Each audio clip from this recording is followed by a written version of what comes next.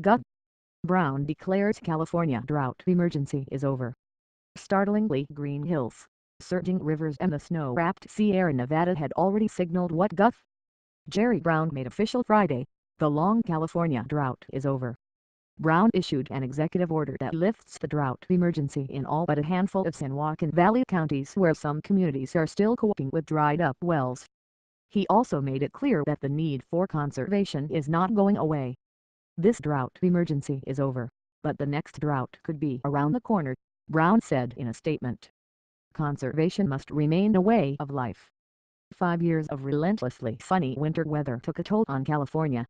In a move that showed the seriousness of the threat, Brown ordered a statewide 25% cut in urban water use, and Californians came close to meeting it by taking shorter showers, flushing less and accepting it when restaurants did away with the once obligatory glass of water. Cactus took root in front yards and backyards where lawns once flourished.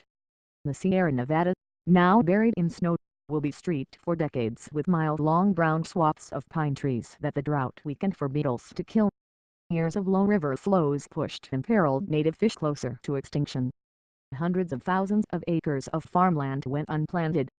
Central Valley water tables plunged and farmland sank as growers pumped ever more groundwater to make up for lost irrigation deliveries. Faucets spit bare in small farm towns with waterless wells. But on the whole, this intricately plumbed state proved to be surprisingly resilient in the face of what, by some measures, was the worst drought on record. "We did remarkably well," said Jay Lunt, director of the UC Davis Center for Watershed Sciences.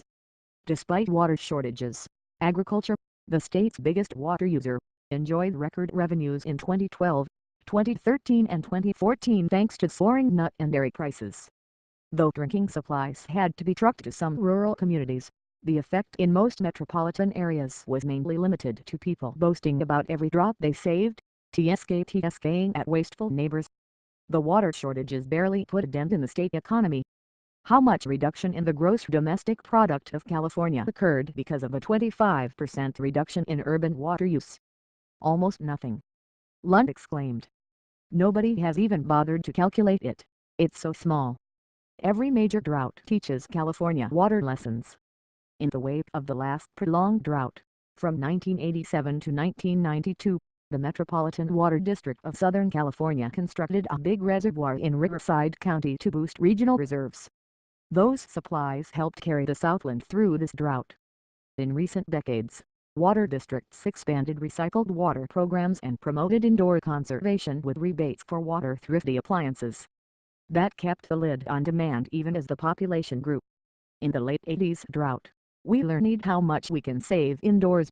In this drought we learned how much we can save outdoors, said Felicia Marcus, chairwoman of the State Water Resources Control Board, which had the prickly task of enforcing the urban cuts.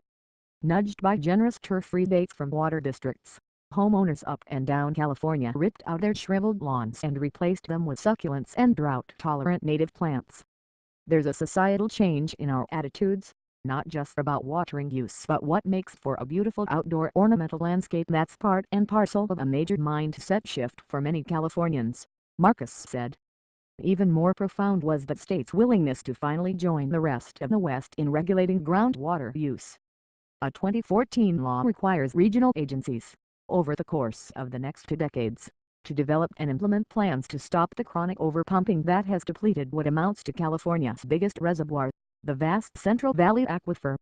Lo and behold, the state noticed this and said, "Oh, we can't keep doing this forever," Lunt said. It was only the 3rd year of the drought and we got a groundwater law.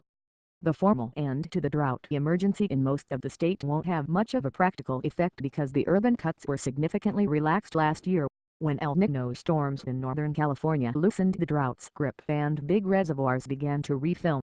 This year, a procession of atmospheric rivers, bands of atmospheric vapor that blow in from the Pacific Ocean, finished off the drought. Statewide reservoir storage is above average. The statewide snowpack on April 1st was the 7th heaviest on record, going back to 1950. Statewide precipitation from October through March was not far behind the record wet year of 1983. But with climate change expected to accentuate the typically dramatic swings in California weather, the Brown administration is adopting plans to embed conservation in the state's waterways. A ban will continue on wasteful water practices such as hosing down driveways or watering the yard when it's raining. The State Water Board is developing water budgets for urban agencies that will go into effect in 2021. They will be more flexible than the drought cuts and will take into account local factors such as summer temperatures, evaporation rates and population. But the State Water Board will give each urban water district a number for how much water it can use in total every year. How the agencies meet that target will be up to them. But if they fall short, in 2025 the board can start demanding conservation steps. Stubborn as this drought was, it won't be our last or longest in the years to come, Marcus said.